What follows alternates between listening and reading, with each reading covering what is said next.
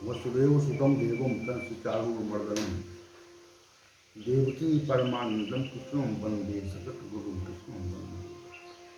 कृष्णाय वासुदेवाय हरे परमात्मने प्रणत क्लेश नाशाय गोविंदाय नमो नमः। गोविंदाय नमो नमः। सिद्ध पुरुष के लक्षण क्या है? ये विषय विशिष्ट है। सिद्ध पुरुष त्रिगुण अर्थात तीनों गुणों से परे हो जाता है। इसका अभिप्राय यह है, सात्विक गुण का जो कार्य रूप जिसे प्रकाश कहा जाता है, और राजसी गुण का जो कार्य रूप जिसे प्रवृत्ति कहा जाता है, और तमोगुण का जो कार्य रूप जिसे मोह कहा जाता है, ये इन तीनों के परे ही हो जाना सिद्ध पुरुष का लक्षण है। अर्थात तीनों गुणों का अतिक्रमण कर जाता है। जो साधक तीन गुणों से अतीत हो जाता है, लक्षण उसके स्पष्ट प्रतीत होते हैं। श्री भगवान ने त्रिगुण से अतीत पुरुष के लक्षण स्पष्ट उल्लेख किए हैं। अध्याय 14 श्लोक 22, 23, 24 और 25 सिद्ध पुरुष के लक्षण के लिए विशेष रूप से संपादित किया गया है। उसका अवलोकन कीजिए। प्रकाशम चा प्रवृत्तिम चा मोह मोह चा पांडव ना देस्ती संप्रवृत्तानि ना निवृत्तानि कालक्षति उदासीनो वदासीनो गुणयो न जायते गुणावर्तन एव युवत स्थिति नेंगते सम दुख सुखा स्वस्था सम दोषा सम कांचन तुल्य प्रिया प्रियो यश तुल्य निगारू संस्कृति माना पमानस तुल्य तुल्य हो मित्रारी पक्षे हो सर्वारंभ परित्यागी गुणातीता समुच्चय। श्री भगवान ने कहा, हे अर्जुन, जो पुरुष गुणों से परे हो जाता, अतीत हो जाता है, उसमें सत्वगुण का कार्य रूप प्रकाश, रजोगुण का कार्य रूप प्रवृत्ति और तमोगुण का कार्य रूप मोह यदि संयोगवश उपलब्ध भी हो जाए तो गुणों से मुक्त साधक उनमें द्वेष नहीं करता, और यदि उनसे मुक्ति हो जाए तो उनकी इच्छा नहीं करता। तो सांसारिक प्रपंचों से उदासीनवत व्यवहार करता है, वो तीनों गुणों से विचलित नहीं होता और ऐसा मानता है गुण ही गुण में बढ़त रहे हैं, अर्थात व्यवहार कर रहे हैं, इसलिए वो परमात्मा में ही एक भाव से स्थित रहता है। वो अपने स्वस्वरूप में स्थिति वाला होता है, दुख और सुख को एक समान मानता है, मिट्टी पत्थर और सोने में भी एक भाव रखता है।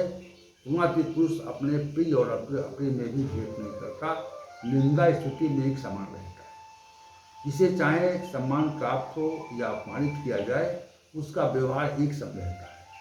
अपना ही चाहने वालों के प्रति अपना ही चाहने वालों के प्रति एक जैसा व्यवहार रखता है।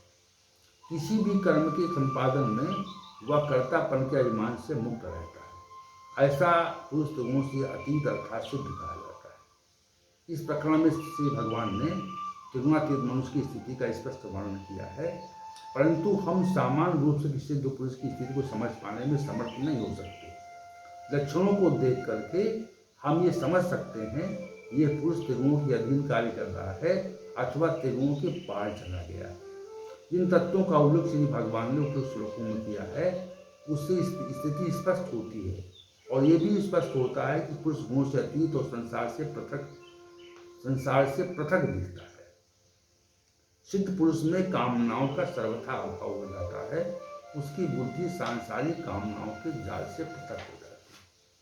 सिद्ध पुरुष मृदुभाषी होता है और कठोर भाषा का उत्तर भी मृदु भाषा में ही देता है और अनावश्यक बात नहीं करता, अनुचित बातों का कोई उत्तर नहीं देता।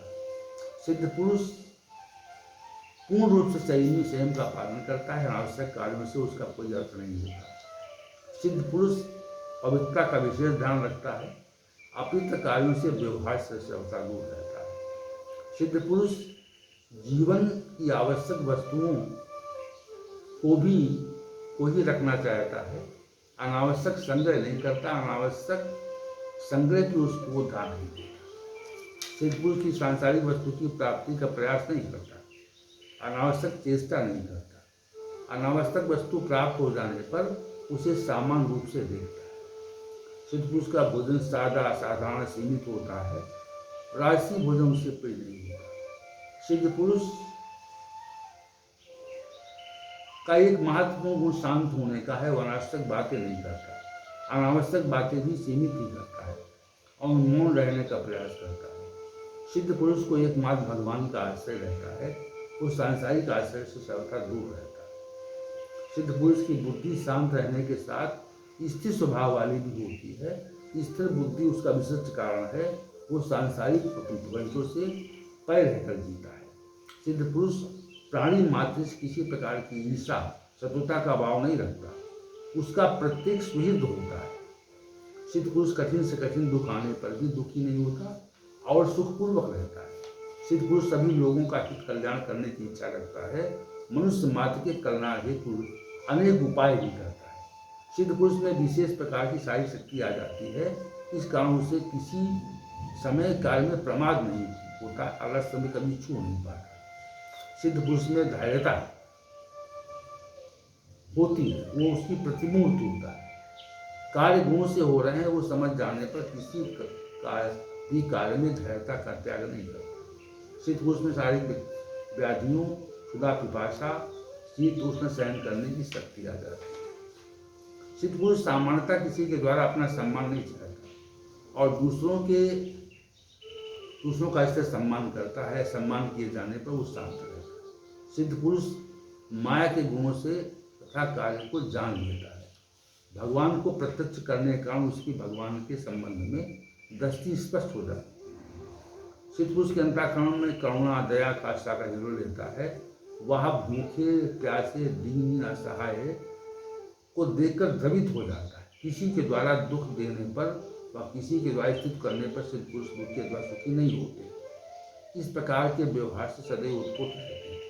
सिद्ध पुरुष किसी के द्वारा अशुभ कार्यों को ग्रहण नहीं करते, शुभ कार्यों से अभिप्राय नहीं रखते, उसका शुभ अशुभ कर्मों में एक समान व्यवहार रहता है। सिद्ध पुरुष सांसारिक चिंतन पर सांसारिकता से परे रहते हैं, उनका संसार से सांसारिकता से कोई चिंतन संबंध नहीं रहता। सिद्ध पुरुषों में आत्मप्रति का विशिष्ट गुण होता है, वे आत्मा में स्वरूप रहकर भी एकमात्र ईश्वर का चिंतन करते रहते हैं। जीवन मुक्त पुरुष न तो अनुचित विचारते हैं, न अनुचित करते हैं, न अनुचित सोचते हैं। सिद्ध पुरुष कहीं किसी बात के लिए बुरा गलत भला नहीं कहते, रखते नहीं, अनुचित उचित को समान रूप से ग्रहण करते।